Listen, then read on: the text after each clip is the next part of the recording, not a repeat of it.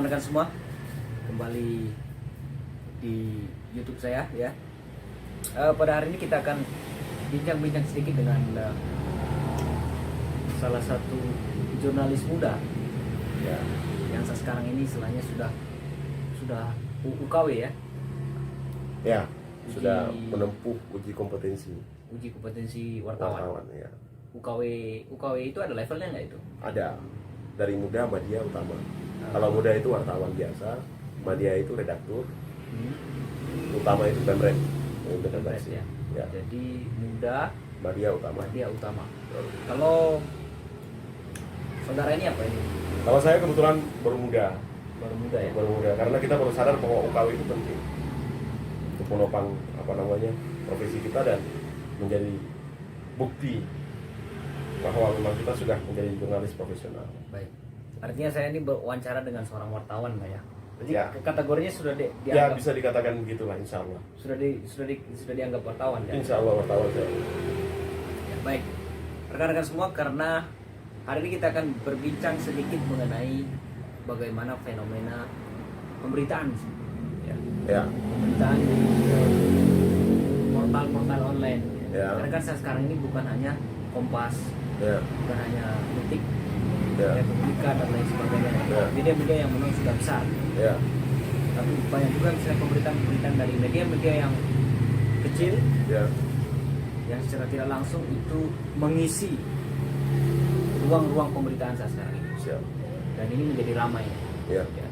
Apalagi ketika dihubungkan dengan pemberitaan-pemberitaan yang sensitif, isu-isu Ya. yang kemudian mengarah kepada hal-hal yang lebih politis dan lain sebagainya. Nampaknya wartawan semakin gencar untuk melakukan pemberitaan. Betul. Apalagi jelang 2024 nih ya. Sekarang. Apalagi persoalan pilpres ini ya. Oh ya, Menarik udah ya? mulai ancang-ancang ada beberapa teman-teman. Iya. Jadi posisi seorang wartawan ini sebenarnya nanti akan memihak salah satu pasangan atau bagaimana? Oh enggak boleh. Nggak boleh. Wartawan itu insan independen. Bisa independen. Kita tidak boleh memihak ke siapapun. Kita di tengah, keberpihakan kita adalah kepada pembaca. Artinya netralitas seorang wartawan itu Netralitas, memang ya, betul. ada ya. Ya. Ya bisa dikatakan kita non blok lah. Non-blok. Ya. Poros tengah. Iya. Poros tengah terhadap sebuah kejadian yang Iya, sedang berlangsung. betul. Ya. Baik, begini. Saya panggilnya Bung Jeb ya, karena beliau ini adalah salah satu kawan saya dulu ketika sama-sama berjuang di salah satu organisasi Jalan raya gitu. jalan raya lah dulu. Ya. Pernah kita berjuang, dan kebetulan beliau ini aktif di dunia jurnalistik lah, Ya. di dunia pemberitaan, Ya, dunia kewartawanan. dunia kewartawanan. Jadi kalau dilihat bajunya itu ada rubrika, salah Ya. satu Ya ini media. media Media yang berjargonkan merawat kewarasan publik. merawat Kewarasan publik. ya. Ya. Karena Publik sekarang itu bimbang. Semuanya kena penyakit jiwa. Karena pelayanan informasi yang bikin bingung. benar ya. Itu memang dosa kami juga sebenarnya. Nah, ini bercanda ya. Ya baik. Begini Bung Jeb, yang menarik sebenarnya dari adanya media-media yang bermunculan saat sekarang ini kan, Ya. pemberitaan itu menjadi sangat cepat ya. Tetapi kadangkala kesan yang lahir di publik itu adalah pemberitaan yang cepat itu kadang-kadang tidak tepat. Ya. Komentar Anda mengenai pernyataan saya tadi bagaimana? Ya. Kalau kita bicara tentang pemberitaan ya. Pemberitaan itu tidak serta-merta berita langsung dinaikkan. Karena proses pemberitaan dia itu melalui beberapa fase. Fase peliputan, ya. Setelah fase peliputan, fase penyusunan narasi pemberitaan atau penyusunan rilis pemberitaan, kemudian fase editing, di tahap editing, di situ perbaikan kalimat-kalimat, ya, kata-kata, kemudian baru diasisi oleh redaksi. Akhirnya berita bisa tayang seperti itu. Jadi ya publik bebas menilai sebenarnya. Publik bebas menilai. Bahkan ada beberapa orang yang sampai bilang begini. Ya, mohon maaf untuk teman-teman wartawan televisi ya. ini memang cukup mengganjal juga saya sebagai jurnalis ya. Iya. Agak sakit hati. Siaran televisi yang paling jujur itu cuma azan gitu. Iya, ada yang sempat bilang gitu. Siaran Iya. siaran yang paling jujur itu siaran televisi yang paling jujur itu cuma azan gitu. Ada yang bilang gitu. maksudnya bagaimana? Iya, mereka menganggap bahwa semua pemberitaan itu palsu gitu loh. Palsu ya. Padahal yuk, kita ini kan kita bergerak turun ke lapangan, taruhannya nyawa, Bung. Ya. Bahkan ya Bung mungkin bisa tahu sendiri, ada beberapa rekan-rekan satu profesi yang akhirnya meninggal dalam keadaan tragis. Ya. Ya. Ya ini bukan berarti saya menekankan kepada teman-teman penonton untuk menghargai wartawan, enggak. Itu hak teman-teman menilai. Hak teman-teman menilai. Tapi bahwa ya enggak semua kayak gitu kok. Ya. Seperti yang terdengar, ya. Memang kan kalau kita mau berlindung dari semua hal negatif itu kan kita bisa arahkan ke oknum. Ya. Jadi pasti ada oknumnya lah di mana-mana kan pasti. Istilah yang familiar sekarang kan Familiar kan oknum ya. oknum. Pasti Kembali ke kewarasan masing-masing gitu. Kewarasan ya. Ya. Anda ini termasuk yang waras atau? Insya Allah saya kalau dalam menjalankan profesionalitas profesi saya, Ya. jika kondisi mengharuskan saya menjadi gila, saya akan gila. Tapi ketika saya berhadapan dengan masyarakat luas, saya harus menjadi orang waras. Gila dalam artian? Gila dalam hal mengungkap sebuah kejanggalan. Gitu. Karena fungsi media adalah fungsi kontrol. Media menjalankan peranan kontrol, Ya. kontrol sosial. Kontrol sosial dalam hal ini berarti ketika ada kebijakan-kebijakan yang tidak sesuai dengan kebutuhan masyarakat, ataupun ada indikasi kejadian-kejadian yang merugikan masyarakat, maka di situ adalah tugas kami untuk mengungkap faktanya itu. Meskipun taruhannya nyawa ya, taruhannya nyawa, wartawan harus tetap turun. Urusan mati itu sudah menjadi konsekuensi daripada profesinya, Bu. Oh. Gitu. Jadi itu maksud dari kewarasan publik itu tadi. Ya, kita merawat kewarasan publik dalam hal ini, kita ingin mengajak kepada masyarakat bahwa tidak semua, mohon maaf teman-teman yang mungkin merasa tersinggung ya, tidak semua wartawan itu menjadi ancaman. Tidak semua insan pers itu adalah ancaman. Ancaman dari siapa? Mungkin ada yang ancaman ke masyarakat ya, sengaja turun nyari-nyari kesalahan, kemudian mohon maaf dalam hal ini, dalam tanda kutip ya, nyari uang mungkin ya. Oh, Ya, mungkin ada seperti itu. Berarti semua hal ataupun semua kejadian yang terjadi di kehidupan sosial kita itu berarti boleh diliput oleh seorang wartawan? Atau memang ada batasan-batasan tertentu yang memang tidak boleh untuk diliput oleh wartawan? Wartawan boleh melakukan peliputan ketika narasumber bersedia. Gitu. Ketika narasumber bersedia. Kalau misalnya ada narasumber yang tidak bersedia? Ketika ada narasumber yang tidak bersedia, ya dia nulis bahwa narasumber tidak bersedia. Oh. Berarti ini adalah salah satu bentuk dari kebebasan seorang wartawan untuk Betul. melakukan peliputan hal apapun. Ya, karena setiap narasumber itu tentu menjadi kebutuhan daripada pembaca. Wartawan ini menjalankan kebutuhan pembaca ya. Kita berupaya bagaimana caranya memenuhi apa yang dibutuhkan oleh pembaca. Apapun caranya kita harus penuhi. Bukan untuk memenuhi kepentingan dari perusahaan media itu tadi. Oh, untuk kepentingan perusahaan media nomor 2. Ya. Itu nomor 2 ya. Nomor 2. Prioritas utamanya adalah Prioritas kepentingan- utama adalah kita menjalankan fungsi kita sebagai fungsi kontrol. fungsi kontrol. Ya, menjalankan fungsi kontrol kita. Untuk kepentingan media itu hadiah lah. Ya. Istilahnya kalau setelah orang puasa kan ada lebaran. Gitu. Gitu.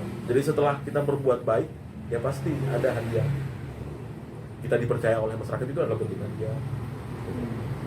Baik. Kita diperhitungkan di kalangan rekan-rekan jurnalis itu adalah hadiah. Karena itu merupakan salah satu kebanggaan seorang wartawan ya. Betul. Ketika memang dia bisa menampilkan sisi yang lain dari sebuah pemberitaan yang Betul. yang banyak bermunculan. Ya. Nah, begini Bung Jeb, saya selaku orang yang bukan seorang wartawan, Ya. bukan seorang wartawan. Ya, secara profesi bukan ya. Ya, artinya seorang masyarakat biasa lah. Jangan bilang begitu. Bung ini kan advokat. Ya. Bukan.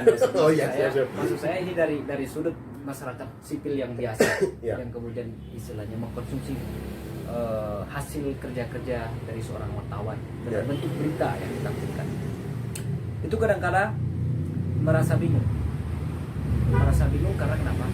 Merasa bingung karena saya menganggap bahwa terhadap berita yang saya baca itu kadang-kadang ada preferensinya, ada sesuatu yang dikemas gitu dari Ya. dari narasi yang dibuat, Ya. yang seolah-olah itu adalah sebuah netralitas, Ya. tapi faktanya dia berujung kepada keberpihakan salah satu kelompok ataupun salah satu golongan atau salah satu pilihan politik lah. Ya. Sehingga kesannya ini ada sebuah kerja-kerja daripada wartawan itu yang kemudian dia berpihak kepada salah satu yang saya sebutkan tadi. Ya. Jadi menurut salah satu akademisi ya, ilmu komunikasi UGM itu dia pernah menyampaikan bahwa media adalah alat komunikasi politik yang paling efektif. Kita tahu bagaimana dunia mengenal Amerika dengan luar biasa. Itu tidak terlepas dari peran media. Bagaimana kita tahu kedahsyatan Rusia dengan segala perlengkapan alutsistanya dalam pertempuran Rusia versus Ukraina. Ya. Itu adalah peranan media juga yang berada di sana. Sehingga memang media tidak bisa menghindarkan diri daripada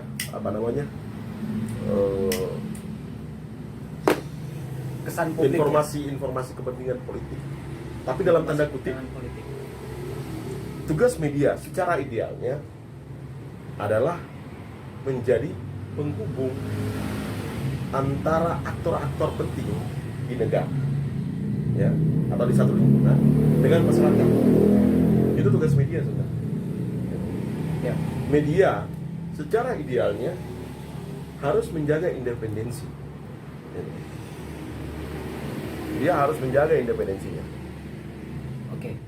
Kita tahu bahwa dalam sebuah pemerintahan itu untuk menjaga independensi kan kita mengenal apa yang dikenal dengan cover both side. Betul. Adanya dua sisi yang harus ditampilkan oleh Betul. seorang pemerintahan. Nah, bagaimana ketika misalnya seorang wartawan itu yang dia sudah melakukan liputan, sudah melakukan kerja-kerja di lapangan, Ya. memeriksa kebenaran dari sebuah peristiwa yang sudah Ya. terjadi begitu, lalu dihubungkan dengan kebutuhan yang diinginkan oleh masyarakat, Ya. yang kadang-kala kan masyarakat ini kan juga terbelah Ya. pemahamannya gitu Ya. ya, mengenai sebuah isu-isu yang sedang ditampilkan di media. Ya. Nah, ketika disebutkan itu adalah menjaga independensi, bagaimana memposisikan diri Ya. ya, seorang wartawan dengan narasi-narasi yang kadang-kala itu cukup Ya. berpihak. Jadi dalam kode etik jurnalis ya, dalam kode etik jurnalis di sana ditekankan bahwa wartawan itu bersifat independen. Itu dalam kode etik jurnalis. Dan itu juga tercantum dalam undang-undang pers ya, undang-undang nomor 40 tahun 99 tentang pers. Bahwa memang kepentingan kami ya berita.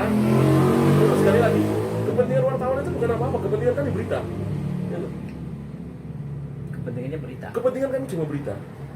Terkait misalnya tafsir yang berbeda-beda di tengah-tengah masyarakat. Tafsir yang berbeda-beda itu adalah perilaku oknum. Itu yang perlu diluruskan ya.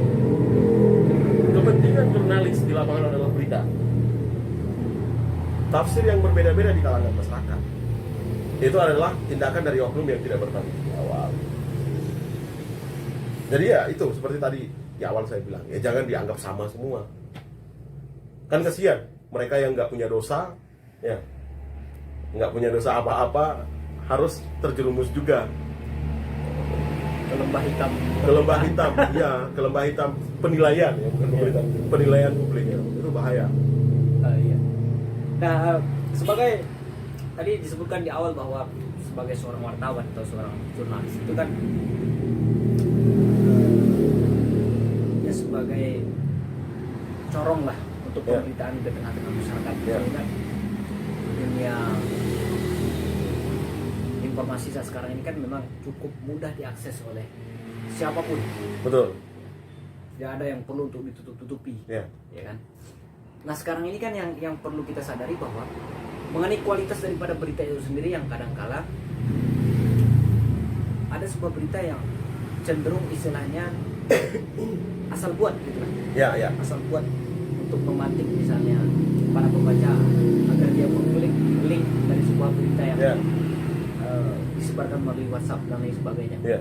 Kan banyak sekali istilahnya bumbu-bumbu yang ada dalam sebuah pemberitaan itu, Ya. judul-judul yang terlalu bombastis dan lain sebagainya, Ya. sehingga kadang-kala kan masyarakat kita ini kan tidak membaca secara utuh terhadap Betul. berita yang ditampilkan. Nah di situ apakah memang itu teknik dari seorang wartawan untuk memancing agar seseorang itu istilahnya untuk mengklik berita tersebut, Ya. ataukah ini memang dibenarkan dalam dunia jurnalistik? Sebenarnya media itu tidak boleh menjadi sumber keresahan publik. Ya. Tidak boleh menjadi ancaman sosial. Gitu. Nah, semakin terbukanya keran demokrasi, ya, semakin terbukanya keran demokrasi, dan sesuai dengan kondisi kita saat ini, di mana kita berada di masa digitalisasi yang gila-gilaan, ya, Ya. 4.0 ya. 4.0, media-media itu mulai menjamur. Media-media itu mulai menjamur, dan hal itu memang sulit dikendalikan. Perusahaan-perusahaan media dikendalikan. Tapi kemudian ini menjadi ancaman. Ancaman terhadap keamanan dan ketertiban masyarakat. Sehingga khusus di Jawa Timur sendiri kan, teman-teman Polda itu melalui instruksi Kapolda melakukan rubrik, ya, apa namanya? Tabulasi. Bukan, segitiga terbalik, apa namanya? Surya, Piramida terbalik. Piramida terbalik. Program piramida terbalik, ya, oleh Kapolda Jati. Ya. Di mana ada komunikasi yang intens komunikasi yang masif antara aparat penegak hukum dalam hal ini rekan-rekan kepolisian dengan insan pers. Gitu. Itu upaya menjaga agar tidak terjadinya kericuhan di lingkungan sosial. Nah, kendati demikian, sering kita jumpai juga di halaman-halaman media sosial, misalnya di Facebook, Twitter, sampai ke TikTok, ya. Sekarang kan TikTok mulai menjamur. TikTok sumber Iya. informasi juga ya. TikTok bisa menjadi sumber informasi. Sekarang kan itu lebih keren, lebih banyak orang yang menggunakan itu. Nah, di situ banyak sekali informasi-informasi yang kemudian dimunculkan begitu saja, tidak melalui proses yang sebenarnya. Misalnya begini, Bu, ada website yang memberitakan informasi-informasi yang hanya di copy paste dari media lain, misalnya. Tapi kemudian hal ini masih didiamkan hingga saat ini, gitu loh. Benar. Nah, ini PR besar untuk bidang yang menangani hal ini, ya, yang menangani persoalan ini. Harusnya ada pendataan khusus, ya, ada pendataan khusus media-media yang bergerak secara profesional dan betul-betul mengedepankan kode etik jurnalistik, gitu. Dan mengakui bahwa mereka adalah media yang sedang bergerak di Indonesia, gitu.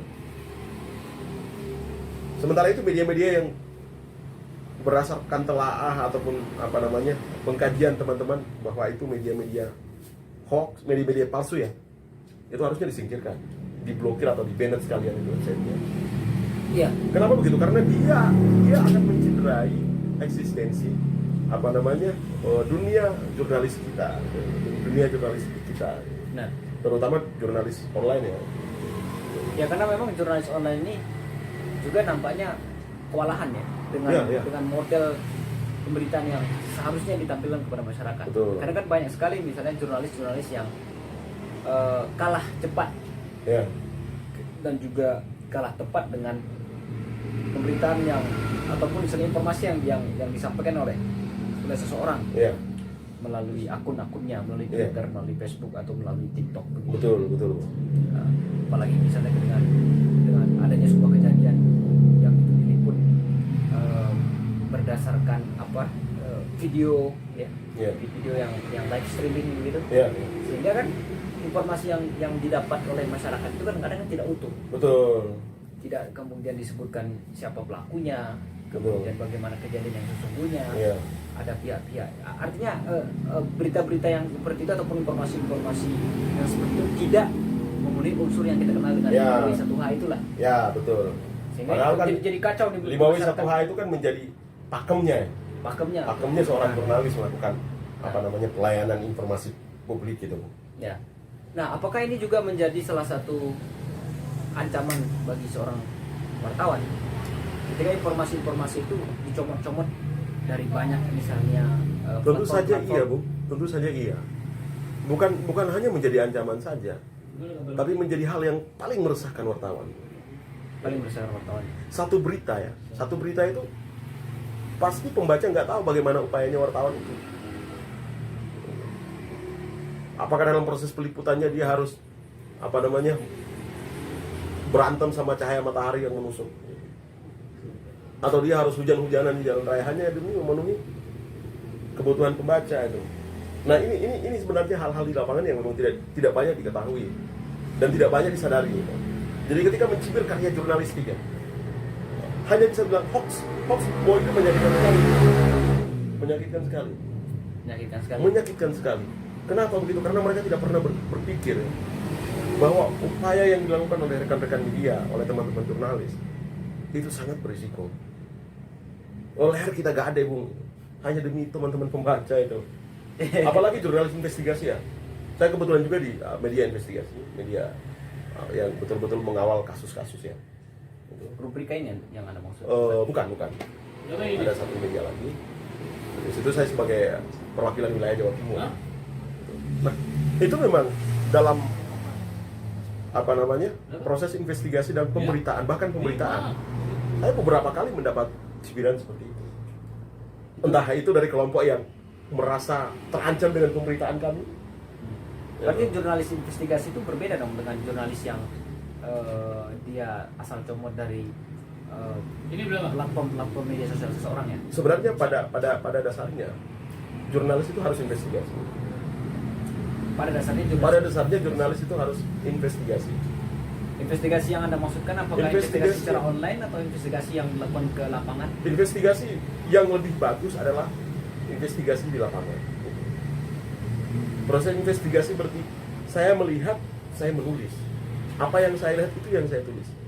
Apa yang dibicarakan narasumber itu yang saya tulis. Tapi kesannya wartawan sekarang ini bukan saya melihat dan saya menulis. Ya.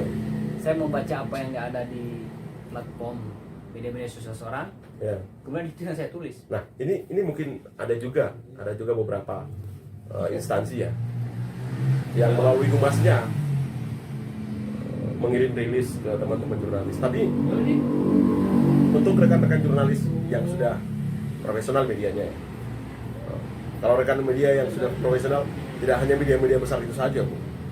Tapi media-media yang yang baru yang sementara lagi tumbuh ini pun saya kira banyak yang profesional gitu. Iya. Jadi mereka juga melakukan proses pengeditan itu. Tapi media-media yang profesional yang Anda maksudkan tadi kan tujuan utamanya adalah untuk memberantas hoax, memberantas istilahnya kekeliruan yang terjadi di masyarakat. Ya. Kan itu inti utamanya dari media profesional. Semua media, semua perusahaan media itu dikatakan sebagai media profesional. Oke. Nah, kesannya kesan yang timbul di masyarakat itu kan kadang-kala media itu kadang-kala dia terutama yang online Ya. yang dia nampaknya kesannya ini kita bicara kesannya itu dia tidak melakukan proses yang Anda maksudkan tadi, melakukan investigasi, melakukan istilahnya proses konfirmasi kepada narasumber yang dianggap memiliki istilahnya pengetahuan terhadap kejadian ya. Jadi kadang-kala kan ini yang menjadi keresahan. Iya. Di narasumber itu pun kadang-kala berdasarkan orang-orang yang memang tidak melihat secara langsung, tidak merasakan secara langsung, tapi dia hanya juga istilahnya mendengar dan Dari- berkomentar. dan berkomentar. Kan banyak sekali misalnya berita-berita yang bermunculan itu yang bisa dipastikan bahwa narasumber yang dimaksudkan itu bukan atau tidak memiliki kapasitas. Iya. Sehingga apakah ini juga dianggap sebagai salah satu bentuk dari produk jurnalis? Selagi kapasitasnya dalam berbicara itu, kapasitas dia ketika berbicara di media itu ada sinkronnya dengan kasus, maka itu tidak masalah saya kira. Itu tidak masalah. Iya, tapi jurnalis hukumnya fardhu ain, ya, hukumnya wajib melakukan konfirmasi. Hukumnya wajib kalau kasus ya, misalnya pembunuhan, maka dan itu sudah ditangani kepolisian, maka jurnalis harus melakukan konfirmasi ke kepolisian. Tapi biasanya kalau kasus kriminal itu ditangani langsung melalui press conference dari teman-teman kepolisian. Oke. Jadi pekerjaan jurnalis investigasi ya. Ya. Tadi ya Anda menyebut jurnalis investigasi itu berarti lebih sulit dong. Sulit, itu nggak jurnalis gampang. yang dapat kiriman rilis dari kelompok-kelompok tertentu gitu. Saya kira memang jelas lah bahwa memang sulit, karena jurnalis investigasi ini dituntut harus betul-betul turun ke lapangan, harus melakukan proses peliputan gitu. Ya seperti apa yang dilakukan oleh teman-teman wartawan Tempo. Oh iya. Prinsip jurnalisme yang dianut oleh Gunawan Muhammad, guru besar jurnalis di Indonesia. Sebenarnya ada berapa model jurnalis? Jurnalis itu modelnya satu sebenarnya, tapi banyak jurnalis malas sekarang, Bu. Banyak jurnalis malas. Banyak jurnalis malas. Jurnalis yang malas yang Anda maksudkan tadi. Jurnalis yang malas terima- itu yang merusak marwah daripada para wartawan-wartawan. Tapi Anda bukan termasuk jurnalis yang malas ya? Ya mudah-mudahan saya tidak. Jika pun saya iya, setiap orang punya jalan dosa masing-masing. Dan ketika saya bilang saya tidak, belum tentu saya tidak begitu. Gitu. Dalam hal ini, dunia jurnalis ini dunia berisiko. Ketika narasumber yang hendak saya datangi itu, secara hitungannya saya bakal terancam nyawa saya, ya saya lakukan pembebasan lewat telepon, Bu. Siapa yang mau mati percuma, Pak? Itu sebenarnya. Ya. Dan ketika misalnya kita berhadapan dengan seorang narasumber terhadap sebuah berita Ya. yang sedang terjadi ya, atau Ya. yang sedang hangat begitu, berarti konfirmasinya bisa melalui bertatap muka langsung, Ya. atau juga melalui telepon gitu Ya. ya. Atau boleh tidak kalau misalnya seorang jurnalis itu dia istilahnya memperkuat isi daripada pemberitaan itu hanya berdasarkan asumsi.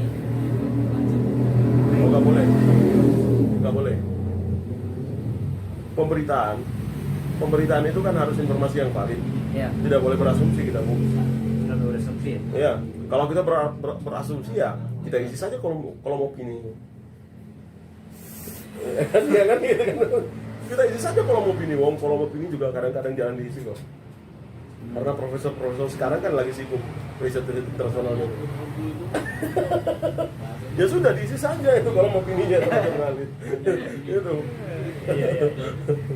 Jadi memang ini tugas seorang jurnalis ataupun seorang wartawan itu kan memang sangat berat sebenarnya. Berat sekali. Sangat berat ya, karena risiko nyawa, Ya. kemudian risiko yang lain yang kemudian muncul ke apa namanya, ke kelompok yang lain gitu ya. Ya. Ini ada saling melempar bahwa tanggung jawab ini sebenarnya apakah memang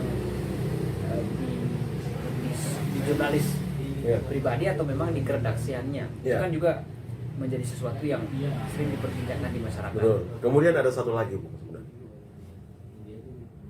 Dunia jurnalis itu dunia yang tidak akur. Ini Anda membuka kedok atau dunia hitam jurnalis atau bagaimana ini? Saya nggak membuka, ini fakta kok. Ini fakta ya. Iya.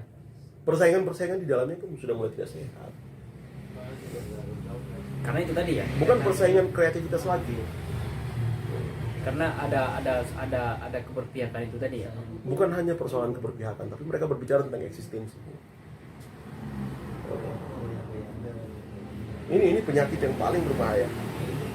Jadi selama ini anda sebagai seorang jurnalis, apakah ini menjadi tantangan atau ini bagian dari konsekuensi logis dari Konsekuensi logis daripada profesi kami. Ini yang kami pilih, maka ini yang akan kami jalani. Ya. Apalagi kan persoalan setiap orang ini dimanfaatkan. kan bebas bicara. Betul. Setiap orang juga bebas bicara, bisa menyampaikan pendapatnya masing-masing. Persoalan nanti ke depan saya dimanfaatin, ya ini sudah menjadi risiko. Meski tahu pura-pura bego ya. Iya, pura-pura bego. Nah, karena tidak bersatunya jurnalis ini, ya, akhirnya proses pengawalan kebijakanku cacat, boleh dibilang gitu. Mohon maaf. Proses pelayanan sosialnya pun tidak maksimal karena kita tidak jalan seiringan. Jadi dunia jurnalis itu dunia yang syarat akan kepentingan, bisa dikatakan syarat akan kepentingan. Tapi saya sebagai seorang jurnalis, ya, yang kemudian lahir dari dunia, mohon maaf, aktivis ya, kepentingan saya di dunia jurnalis adalah kepentingan saya adalah berita, selesai. Kepentingan saya adalah berita. Dan musuh saya bukan masyarakat bukan musuh. Musuh saya tetaplah penindasan. Ya. Musuh saya, iya kan kita masih bicara tentang penindasan. Cara seorang aktivis mengabdikan dirinya untuk masyarakat, Ya. memperjuangkan hak masyarakat melalui ujung pedangnya. Gitu kan? Musuh saya adalah penindasan dan bentuk kolonial baru itu, yang kemudian menjadi ancaman daripada kesejahteraan masyarakat yang ada di negara kita. Itu prinsip saya dalam bergerak. Berarti gerakan peliputan Anda selama ini memang masih ada kaitannya dengan semangat aktivis yang Nah itu sebenarnya peluang yang harus diambil aktivis. Tapi kadang-kala tuntutan dunia jurnalis ini kadang-kala juga ada tuntutan dari keredaksian yang harus melaporkan hasil beritanya, misalnya 5-10 berita untuk satu hari. Ini kan juga menjadi beban sebenarnya bagi seorang jurnalis ketika dia harus melakukan proses-proses yang seharusnya, proses wawancara, proses peliputan dan lain sebagainya, itu kemudian menarasikan itu dalam sebuah tulisan. Ya kan? Ini kan juga sebenarnya menjadi beban. Sementara perkembangan dari pemberitaan ini kan setiap detiknya banyak sekali kejadian-kejadian yang bermunculan. Ya kan? Itu adalah konsekuensi. Dan tidak semua media itu mewajibkan wartawan untuk harus bicara deadline. Dan saya paling menghindari media seperti itu. Karena nantinya kualitas tidak diperhatikan. Ya. Kalau saya menghindari begitu karena apa? Saya wartawan investigasi. Pemberitaan saya bisa jadi 3-4 hari baru sampai pemberitaan. Tapi kualitas pemberitaan saya luar biasa. Saya bisa jamin itu. Ya jadi seperti itu. Anda tergabung dalam apa? Dalam saya haji atau profesi apa? Organisasi profesi. Saya sementara ini kosong. Saya sementara ini belum bergabung dengan organisasi. Dan itu belum boleh. Bergabung lagi dengan organisasi. Dan itu dibolehkan atau memang seorang wartawan itu harus memilih salah satu wadah profesi? Disarankan. Tapi kalau bergabung dengan komunitas, ya komunitas jurnalis Jawa Timur saya bergabung sebagai anggota. Enggak, maksud saya, apakah seorang wartawan itu dia harus masuk di salah satu wadah profesi jurnalis? Tidak kan di Indonesia kan ada banyak. Tidak diwajibkan. Ada apa aja misalnya? Kalau di Indonesia itu yang sudah menjadi konstituennya Dewan Pers itu ada PWI sebagai organisasi wartawan tertua di Indonesia. Persatuan Wartawan Indonesia. Ya. Kemudian AJI, organisasi wartawan yang didirikan oleh Pak Gunawan. Kemudian kalau di dunia jurnalis televisi ada IJTI, Ikatan Jurnalis Televisi Indonesia. Ya. Berarti baik itu setahu saya sih, jurnalis, mungkin ada yang lain lagi ya. Jurnalis online pemberitaan online dan juga jurnalis yang Kemudian ada cetak. juga, ya ada juga organisasi baru-baru yang muncul, misalnya seperti rekan-rekan dari Ikatan Wartawan Online IWO, kemudian dari Media Online Indonesia MOI, kemudian oh iya dulu ada PWRI, tapi akhir-akhir ini sudah mulai kendor. Jadi kesemuanya itu adalah profesi wartawan ya. Ya, profesi, ya. Itu organisasi profesinya ya. Organisasi profesi. Iya, iya, iya. Nah, kita kembali ke yang tadi mengenai model pemberitaan yang saat sekarang ini misalnya bermunculan ya. Ya. Saya sebagai warga sipil yang Ya. tidak terikat dengan organisasi profesi manapun Ya. dan memang profesi bukan di dunia jurnalistik begitu ya, Ya. di dunia kewartawanan gitu. Ya. Artinya kan kami melihat dari sisi luar, Oke. bagaimana pemberitaan itu muncul Ya. ke tengah-tengah publik ini, Ya. dan sangat deras sekali informasinya kan. Ya. Semua hal itu nampaknya bisa menjadi berita Ya. di tangan seorang wartawan itu kadang-kadang Semua akan menjadi berita. semua akan menjadi berita. Betul. Tapi kadang-kadang berita ini juga kadang-kadang clickbait. Maksudnya? Yang clickbait artinya hanya mengejar rating, Oh ya. hanya mengejar rating ya. Informasi-informasi yang tidak perlu nampaknya itu juga Berita-berita ringan gitu kan. diberitakan ke tengah-tengah masyarakat. Kan banyak sekali misalnya model-model berita, ada seseorang public figure yang kucingnya misalnya yang meninggal, Ya. atau mobilnya yang bannya bocor, itu Ya, ya, ya, juga ya. nampaknya diberitakan, padahal kan Misalnya masyarakat nggak bisa tidak memerlukan itu nggak bisa belah duren, nggak bisa ngupas duren diberitakan. Nah, Ya. hal semacam ini apakah juga merupakan bagian dari produk seorang jurnalis? Itu tetap produk jurnalis. Tetap dianggap Tetap produk jurnalis. Ya. Ya. Jadi Tetap tidak terbatas pada pemberitaan yang memang itu serius ya. Ya. Ya, misalnya kayak apa namanya? Kecepatan sepeda motor di jalan raya malam ini. Ya, ya bisa diberitakan itu, bisa jadi pemberitaan. Itu ada pasarnya. Gimana? Itu ada Oh, ada pasarnya. Jadi semua hal yang terjadi di dunia ini sebenarnya bisa diberitakan. Bisa diberitakan semua. Nah, peran-perannya yang kadang-kadang ini menjadi sangat-sangat meresahkan kadang-kadang. Iya, iya. Kenapa saya katakan demikian? Karena banyak berita-berita yang dirilis oleh Kompas, Detik, Ya, media-media besar ya. media besar itu yang juga nampaknya juga mengarah kepada berita-berita ringan. Ya, Yang nggak perlu. Yang kadang-kadang ini ngapain sih berita beginian ditampilkan gitu. Padahal platform ini kan mereka sudah besar. Artinya Jadi- jangkauan pembacanya kan sudah sangat luar biasa. ya. Jadi di konsep pemberitaan kami di rubrika ya. Ya. Konsep wartawan itu memang harus lentur. Dia bisa menyesuaikan diri dengan setiap keadaan. Konsep pemberitaan kami di rubrika. Rubrika ini merupakan kanal pemberitaan baru yang kami kelola secara profesional. Ya. Dan misi kami tetap memenuhi pelayanan informasi publik. Nah, di sini memang kami menggunakan prinsip merawat kewarasan publik ya. Dan kami jarang menyentuh kasus-kasus. Gitu. Jarang menyentuh kasus. Ini khusus untuk rubrika ya. Khusus untuk rubrika. Kasus bukan berarti kami menghindari kasus ya, enggak.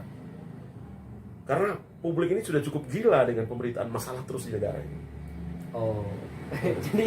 jadi untuk meringankan Ya. informasi yang diterima oleh publik, maka dibuat berita-berita yang Ya, berita-berita Ringan. yang tetap bermanfaat, tak bermanfaat. tapi tidak bikin mumet, gitu. Ya. Tidak bikin mumet. Berita-berita yang tetap bermanfaat, berita-berita yang tetap dibutuhkan oleh pembaca, tapi tidak bikin mumet. Soalnya sudah banyak media yang bikin mumet, gitu loh. Gitu, Pak. Oh, jadi itu bagian dari kelenturan seorang jurnalis. Iya, itu adalah bagian dari kelenturan seorang jurnalis. Dia bisa menjadi apapun di medan manapun. Ketika di ring tinju dia harus jadi petinju. Ketika di ring MMA dia harus jadi pegulat. Itu. Ketika di panggung tempat menari dia harus jadi penari. Berarti termasuk juga ketika berada di panggung sandiwara seorang jurnalis. Dia harus menjadi pemain drama, dia harus menjadi aktor. Iya, baik. Itu. Iya. Di situ istimewanya jurnalis, Bu. Sehingga dia sampai dilindungi oleh undang-undang internasional itu. Di situ istimewanya jurnalis. Berarti tidak ada kemudian istilahnya satu pakem yang istilahnya itu harus dipegang erat-erat oleh seorang jurnalistik ya.